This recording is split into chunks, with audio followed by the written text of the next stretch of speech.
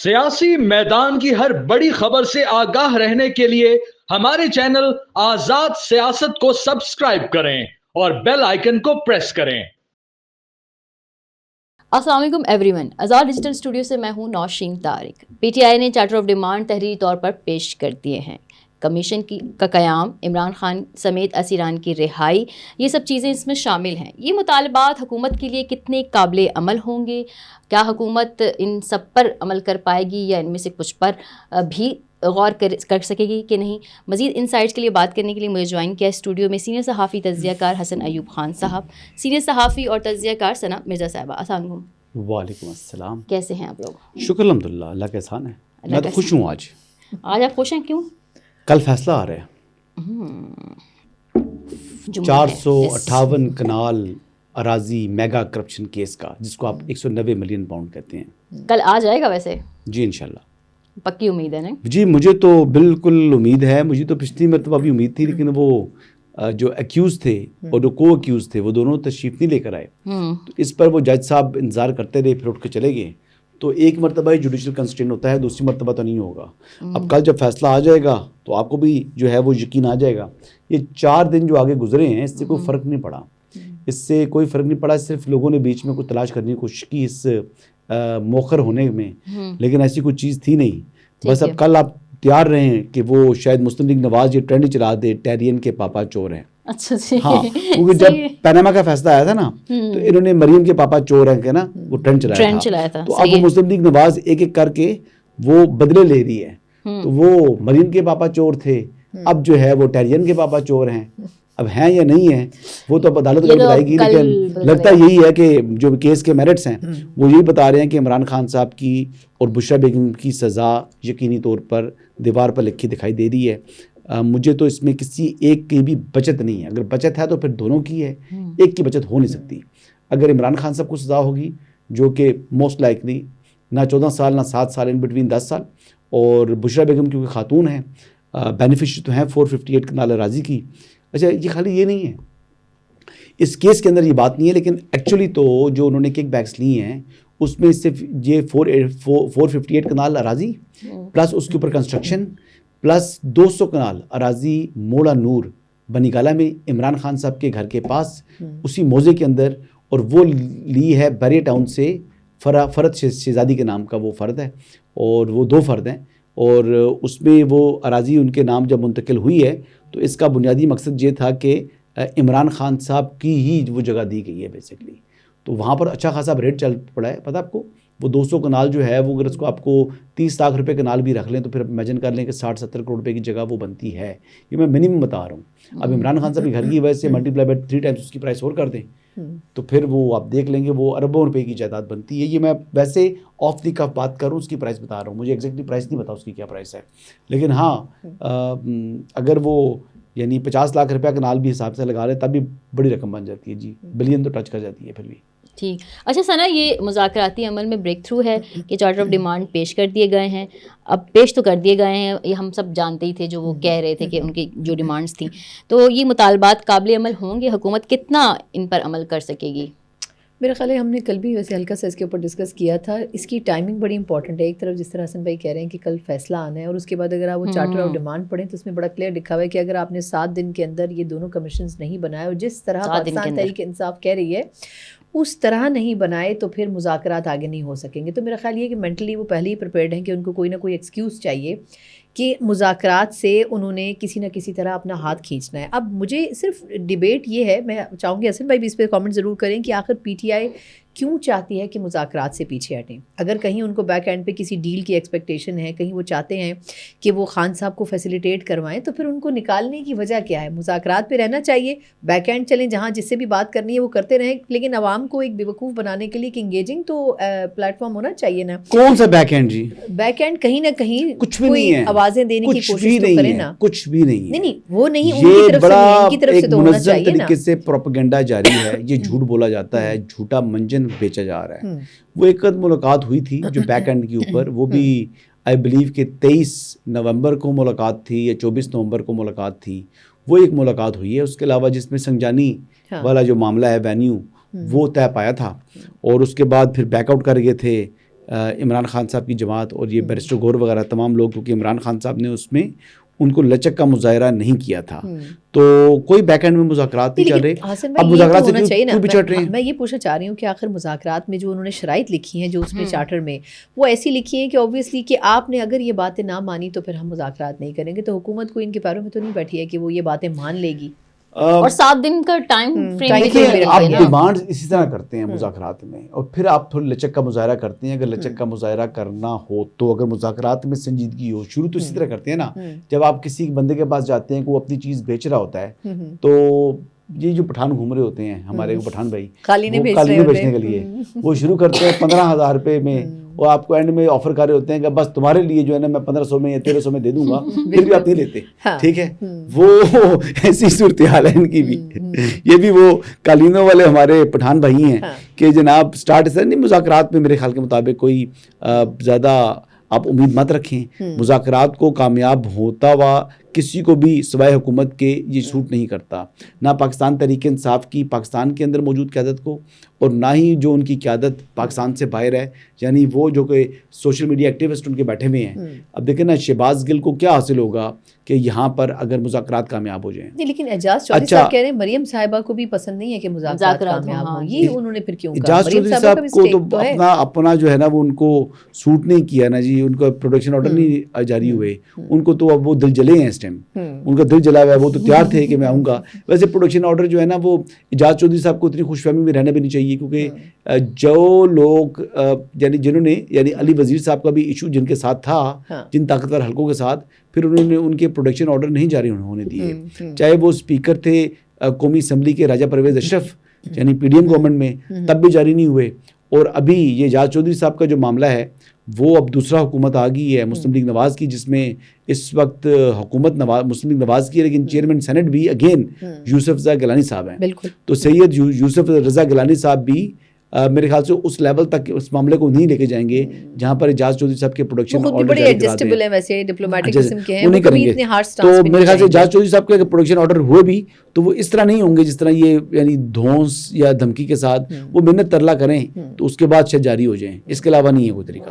بالکل ٹھیک. اچھا یہ حسن صاحب, یہ جو 7 روز کا انہوں نے وہ لگا دیا, لیکن ابھی حکومت نے تو یہ ساری چیزیں لے کے جانی ہے, اتحادیوں سے بھی ڈسکس کرنی ہے, ان کا بھی فیڈ بیک لینا ہے, تو پھر 7 جماعتیں, ہاں 7 جماعتیں بھی ہیں, تو 7 دن کا ٹائم فریم. مجھے کوئی امید نہیں ہے ان مذاکرات سے. میں کتنی دفعہ بتا چکا ہوں, یہ مذاکرات سے راہ فرار اختیار کرنی ہے پاکستان تحریک انصاف نے. حکومت سنجیدہ ہے, حکومت نے کو سوٹ کرتا ہے پاکستان تحریک انصاف کو انگیج رکھنا مذاکرات میں, یا ان سے معاملات کو طے کرنا مذاکرات کی میز کے اوپر. پی ٹی آئی کو یہ چیز سوٹ نہیں کرتی, کیونکہ پی ٹی آئی کی جو ڈیمانڈز ہیں, دیکھیں اسیران کی رہائی جو ہے وہ ہو سکتی ہے جس نے کوئی مائنر سا جرم کیا ہو یا جس کو پولیٹیکلی وکٹمائز کیا ہو. یہ ہینیس کرائم کمٹ کیے ہوئے انہوں نے. پی ٹی آئی نے جو لوگ گرفتار ہیں 9 مئی والے, وہ عام سا کیس تو نہیں ہے ان کے اوپر. اور سیکنڈ, ان کی گرفتاریاں عمل میں لائی گئیں جب اس میں آپ نے جیو فینسنگ کی تھی, جب آپ نے ان کے ویژولز جو ہے سی سی ٹی وی فوٹیجز موجود ہیں اس پر ان کی وہاں پر ٹیلی فون کی کمیونیکیشن موجود ہے. یہ 3-4 ایسے ناقابل تردید شواہد جب ان کے پاس حاصل ہوئے, اور اکیلا ایک ادارہ نہیں تھا کہ فوج نے یہ کیے ہیں, اس میں جے ڈیز بنی تھی جس میں آئی بی بھی شامل تھی, جس میں یعنی پولیس بھی تھی, جس میں آپ کی انٹیلیجنس ایجنسیز ایم آئی اور آئی سے کے لوگ بھی تھے. یعنی 3-4 مختلف ایجنسیز نے ایک جے آئی ٹی جو جن پر مشتمل جے آئی ٹی تھی ان کی نشاندہی کے اوپر, ان تمام کے کنونس ہونے کے اوپر بندے کو بتایا گیا جی یہ بندہ ہے, پھر اس بندے کی ان کی گرفتاریاں عمل میں لائی کی ہیں. پتہ آپ کو. سو لہٰذا فرانزک ایویڈنس بھی موجود ہے, جیو فینسنگ ایویڈنس بھی موجود ہے, ان کے ویژولز بھی موجود ہیں, اور ان کی ٹیلی فون کمیونیکیشن بھی موجود ہے. تو ان تمام چیزوں کو ایڈ آن کرنے کے بعد جن کی ایویڈنس آیا پھر ان کو گرفتار کیا گیا.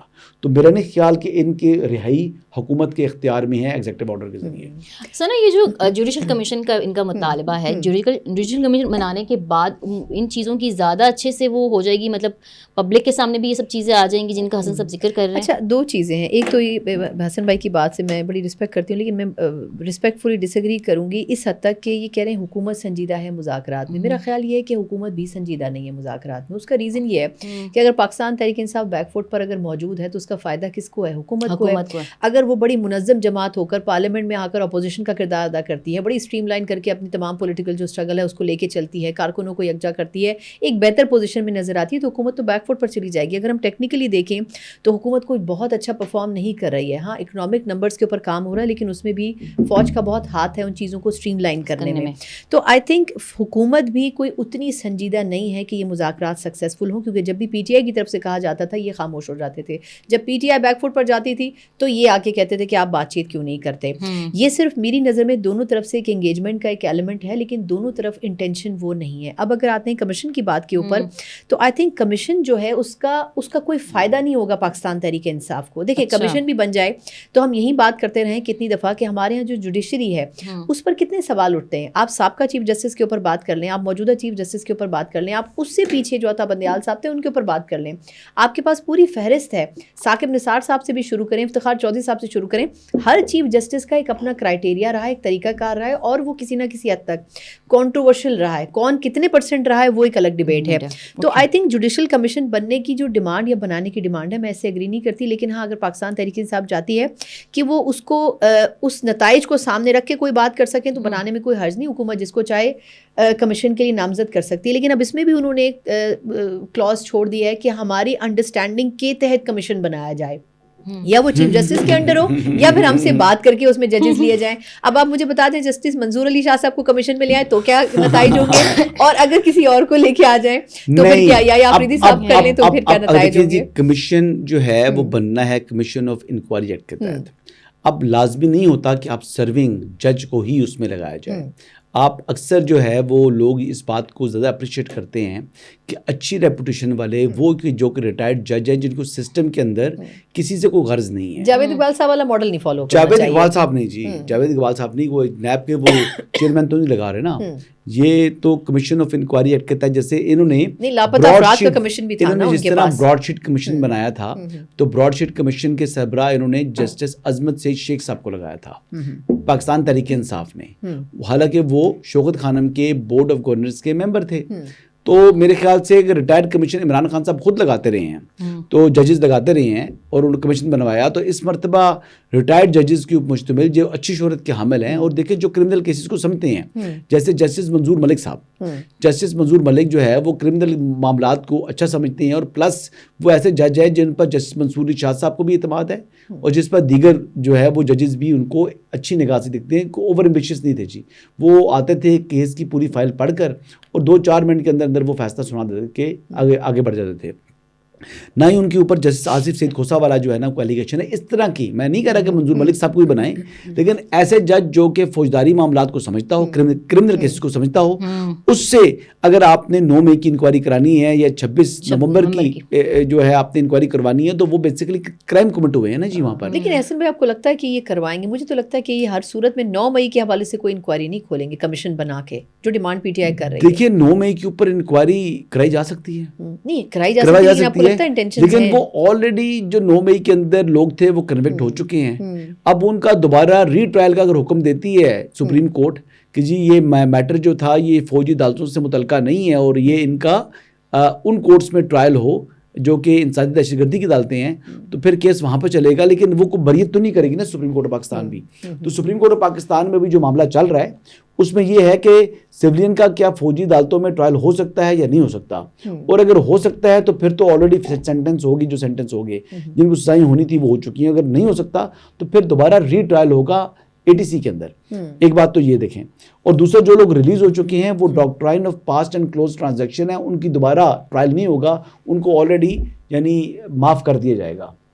آپ سمجھیں ان کی پھر کنوکشنز ختم ہو جائیں گی, یعنی وہ کنوکٹ نہیں ہوئے کبھی, ان کے لیے کم از کم ون ون سچویشن بن جائے گی. جو لوگ ریلیز ہو چکے ہیں ان کی تو صورتحال بہتر ہوگی ہے, لیکن جو ریلیز نہیں ہوئے جن کو سینٹنس ہو چکی ہے ان کے لیے چاہے 2 سال کی سزا ہے, 3 سال کی سزا ہے, 4 سال کی سزا انہیں سرو کرنی ہے, ان کے لیے تھوڑے حالات مشکل ہوں گے. لیکن میں دین اگین آئی ریپیٹ, جو میں اپنے الفاظ دہراتا ہوں کہ مجھے ان مذاکرات کے نتیجہ خیز ہونے کے حوالے سے کوئی امید نہیں ہے. ٹیرین کے پاپا چور ہیں, یہ کل امید ہے کہ یہ ٹرینڈ چلے گا, اور اس ٹرینڈ کو چلنے کے لیے سزا ہونا ضروری ہے, اور سزا مجھے وہ پیچھے آپ کی دیوار کے لکھا آپ ہوا ہے, ٹرینڈ کے پیچھے ہیں یا سزا کے پیچھے ہیں؟ وہ آپ کے وہاں پیچھے لکھا ہوا ہے کہ ایک مخصوص نشست بھی پاکستان تحریک انصاف جو سنی اتحاد کونسل کو نہیں ملے گی. اس سے نیچے لکھا ہوا ہے کہ عمران خان صاحب کو جو 190 ملین پاؤنڈ اراضی کیس ہے, اس کے اندر 190 ملین پاؤنڈ جو ہے گرینڈ کرپشن کیس جو ہے, جو 458 کنال اراضی کی کرپشن کیس ہے, اس میں 10 سال سزا ہوتی دکھائی دے رہی ہے, اور بشرا بیگم کو 7 سال. یہ پیچھے لکھا ہوا ہے. 5 سال نہیں ہو سکتی ویسے آپ کے خیال میں؟ جی 5 سال بھی ہو سکتی ہے, میرے حساب سے 5 سال میرے خیال سے 10 سال ہوگی عمران خان صاحب کو, اور خاتون ایسی وجہ سے 7 سال ہو رہی ہے نا, لانگ سینٹنس کرتی ہے 3 سال کا. مجھے اچھا لاسٹ میں جو ہے وہ آپ کا کامنٹ چاہیے ہوگا اس چیز کے اوپر کہ یہ جو علی امین گنڈا پور اور بیرسٹر گوہر کی ملاقات ہوئی ہے آرمی چیف صاحب سے, شرماتے کیوں ہیں؟ تو بیک ڈور چینل پر کچھ عام چل رہا ہے, شرماتے کیوں ہیں؟ اس پہ آپ کچھ نہیں نکلا, اس لیے کل بیرسٹر گوہر اتنے شرمندے تھے, اتنے مسکرا کے تردید کر رہے تھے کہ وہ اندھے کو نظر آ رہا تھا کہ ملاقات کی ہوئی ہے انہوں نے. ٹھیک ہے, ویسے تو ایک تو انتہائی شریف آدمی ہے, اوپر سے ملاقات کے لیے بھی وہ آرمی چیف کے پاس چلے گئے, انہوں نے کیا بولا؟ اچھا تردید جس طرح وہ کر رہے تھے شرما کر, ان کی چہرے کی جو تھی نا ایک لالی اور خوشی, اور وہ کہتے میں تو نہیں ملا.